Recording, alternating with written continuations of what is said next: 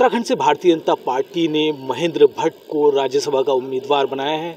मैं आपको बता दूं, महेंद्र भट्ट फिलहाल उत्तराखंड भारतीय जनता पार्टी के प्रदेश अध्यक्ष हैं और गढ़वाल के एक कद्दावर नेता महेंद्र भट्ट कहे जाते हैं। लेकिन अगर देखा जाए तो हाल ही का जो चुनाव 2022 विधानसभा चुनाव हुआ था तो महेंद्र भट्ट को बद्रीनाथ सीट गंवानी पड़ी थी। बावजूद उसके पार्टी में एक वर्चस्व होने के बावजूद महेंद्र भट्ट को भारतीय जनता पार्टी का प्रदेश अध्यक्ष बनाया गया था। महेंद्र भट्ट के बारे में कहा जाता है क्योंकि 1971 में चमोली में जन्मे महेंद्र भट्ट 1991-90 में अखिल भारतीय विद्यार्थी परिषद से जुड़ गए थे। उसके बाद देखा जाए तो अलग अलग संगठनों में महेंद्र भट्ट ने काम किया हो, भारतीय जनता युवा मोर्चा हो, अखिल भारतीय विद्यार्थी परिषद हो। 2000 से 2002 तक उत्तराखंड भारतीय जनता युवा मोर्चा के प्रदेश अध्यक्ष भी महेंद्र भट्ट रहे। उसके साथ साथ 2002 का जब विधानसभा चुनाव हुआ तो नंदप्रयाग सीट से उनको जीत हासिल मिली थी। भारतीय जनता पार्टी के सिंबल पर महेंद्र भट्ट चुनाव लड़े थे।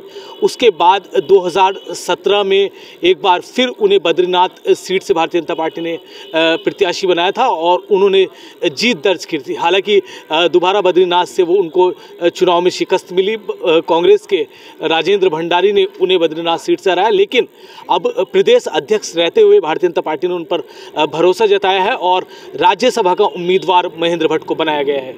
महेंद्र भट्ट के कद का अनुमान इसी बात से लगाया जा सकता है। 2022 में जब बद्रीनाथ सीट से महेंद्र भट्ट चुनाव हारे तो संगठन ने उन पर भरोसा जताया और उत्तराखंड भारतीय जनता पार्टी की कमान महेंद्र भट्ट के हाथ में सौंप दी और उनको प्रदेश अध्यक्ष बनाया गया था। बावजूद क्योंकि चुनाव वो हार गए थे। लेकिन महेंद्र भट्ट के बारे में अगर देखा जाए तो राज्य आंदोलन जब हुआ था तब महेंद्र भट्ट को पौड़ी की जेल में 5 दिन रहना पड़ा था। उसके साथ साथ श्री राम जन्मभूमि का आंदोलन जब हुआ तो 15 दिन महेंद्र भट्ट को जेल में रहना पड़ा। उसके साथ साथ महेंद्र भट्ट भारतीय जनता युवा मोर्चा में जब रहे तो उनको महाराष्ट्र समेत दूसरे राज्यों की भी जिम्मेदारी प्रभारी उनको बनाया गया था। तो क्योंकि महेंद्र भट्ट का लंबा राजनीतिक अनुभव रहा है, जब युवा थे तो युवा में वो संगठन में रहे हैं। अखिल भारतीय विद्यार्थी परिषद से वो स्टार्ट में जुड़े, उसके बाद छात्र राजनीति उन्होंने की, फिर भारतीय जनता युवा मोर्चा में आए, फिर मेन बॉडी में चुनाव लड़े।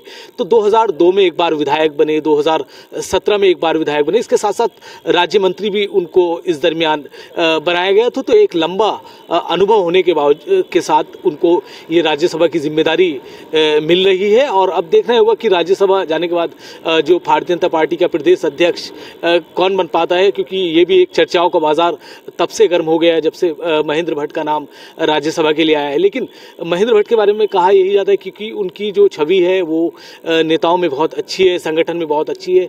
इसके लिए ही उनको प्रदेश अध्यक्ष बनाया गया था और अब राज्यसभा भेजने की तैयारी भारतीय जनता पार्टी ने कर ली है।